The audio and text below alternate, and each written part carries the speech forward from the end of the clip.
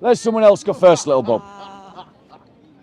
Any questions about any aspect to the Christian faith? Bob, why did John send the two people to confirm that Jesus was the Messiah whilst he was in prison? Right. So remember, at Jesus' baptism, before John the Baptist goes to prison, he says, "This is the one that I was telling you to expect, the one whose laces I am not worthy to untie." So how, if John recognizes that Jesus is the Messiah, does he later send disciples to go and ask of Jesus? Why? Because, ladies and gentlemen, again, emotional intelligence. We all can have our moments of doubt. John wasn't perfect. He was a human being. And there were lots of expectations that at the coming of the Messiah, he would overthrow the Romans and establish the rule of God.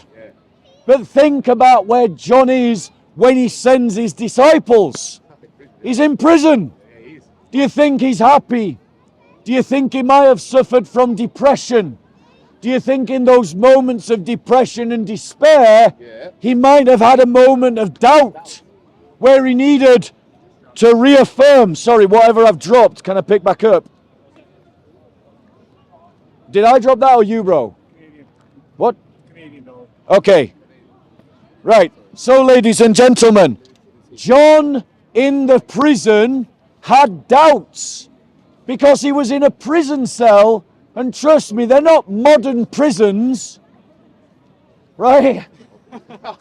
He was suffering from depression, and in the moment of his depression, he had a moment of doubt, and he needed to reaffirm what he knew to be true. And he wanted to hear again from the lips of the man himself. And that's why he sent out his disciples to inquire. Again, it's about remembering the realities of the people in the story, remembering the realities of the context in which the story occurs, and allowing for the humanity of the characters in the story. And when you do that, 9 times out of 10, all the apparent prima facie contradictions disappear. Any other questions? Go on, little Bob. Finally, okay, so It's like, do you notice his sudden sense of relief? It's like Sheldon, you know, like, he's, I've got to do it. Go on, little Bob. I saw recently you had a R.L. Solberg on your on a live stream. Yeah.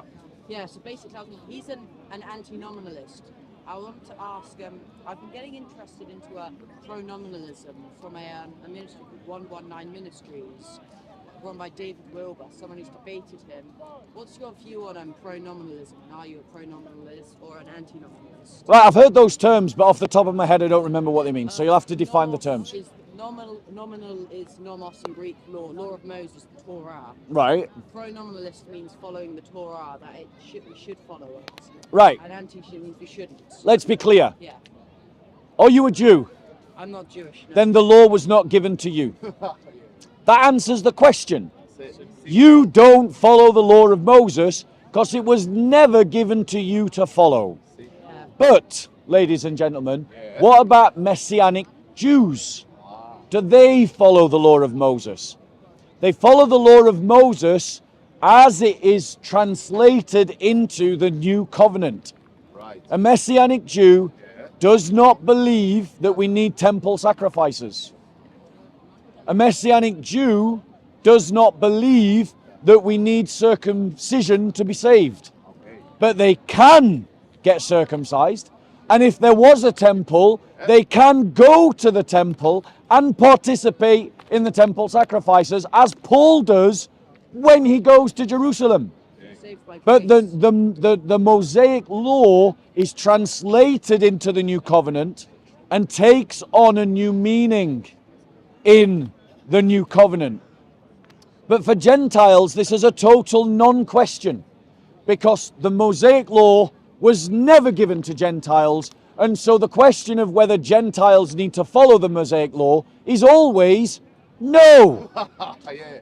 So how come a Moabite No, joined Israel? Like, I've answered your question. Yo, Bob, be nice. Right.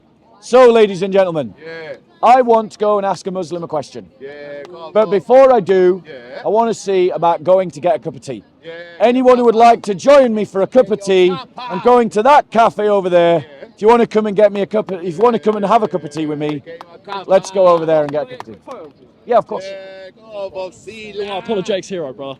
Count of 3. 1, 2, 1, 3.